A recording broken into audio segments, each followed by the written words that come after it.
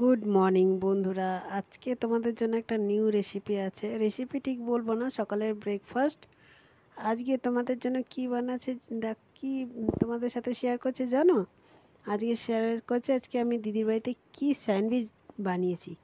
কি দিয়ে স্যান্ডউইচ বানিয়েছি কি দিয়ে স্যান্ডউইচ বানিয়েছি দেখতে পাচ্ছি এখানে সবুজ ক্যাপসিকাম কাটা আছে অল্প, আর পেঁয়াজ কুচি।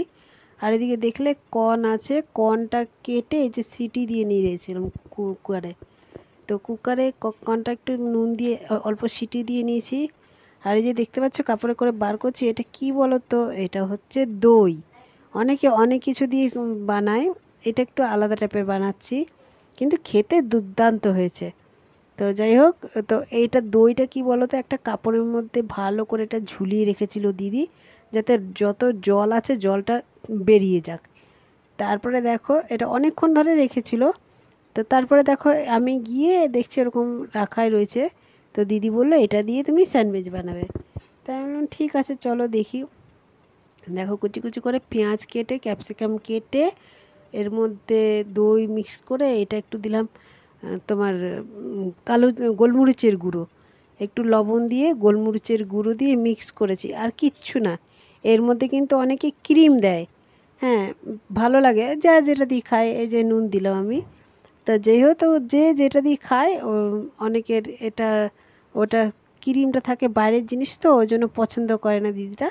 সেই জন্য এটা ঘরের জিনিস দিয়ে বানানো। তো এটার মধ্যে ক্রিম দেয়, এটা দিয়ে ক্রিম দেওয়া হয়নি, এটা দই দিয়ে করা হয়েছে। কিন্তু দই দেওয়া হয়েছে বোঝা যাচ্ছে না কিন্তু একদম যে দই দেওয়া হয়েছে। দেখো খেয়ে দেখলাম এত ভালো লাগছে, আমার ছেলে গেছিলো, আমার ছেলেকেও দিয়েছে আমাকেও দিয়েছে, আমরা খেয়েছি, দারুণ হয়েছে খেতে।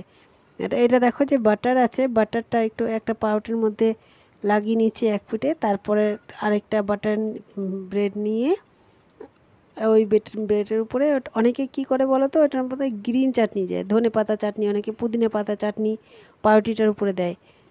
দিদি আবার মানা করলো, বলছেন না কিছু দিও না, শুধু প্লেন করো। বাট ওটার মধ্যে একটু বাটার লাগিয়ে দিলাম। দেখো ওই যে যেটা মেখেছিলাম বানিয়েছিলাম আর কি কর্নঠন দিয়ে, ওইটা দিয়ে একটা চিজ, গোটা চিজ দিয়ে তারপরে আরেকটা ব্রেডের উপরে দেখো এদিকে দেখো বাটার লাগিয়ে দিচ্ছি, ওইটা দুটো ইয়ে করে তারপরে স্যান্ডউইচ মেকারে দেওয়া হয়েছে। তো ওটা স্যান্ডউইচ মেকারে দুটো একসাথে দিয়েছি, দুটো লাইন আছে সেজন্য দুটো একসাথে দিয়ে স্যান্ডউইচ বানানো হয়েছে। তোমরা এরকম বানিয়ে দেখবে কখনো, ঘরোয়া খাবার, কোনো বাইরের কোনো কিচ্ছু না, ঘরের জিনিস দিয়ে বানানো, কোনো ক্রিম ট্রিমও দরকার পড়বে না। এত সুন্দর লেগেছে খেতে, এত দুর্দান্ত লেগেছে খেতে, বিশ্বাস করতে পারবে না।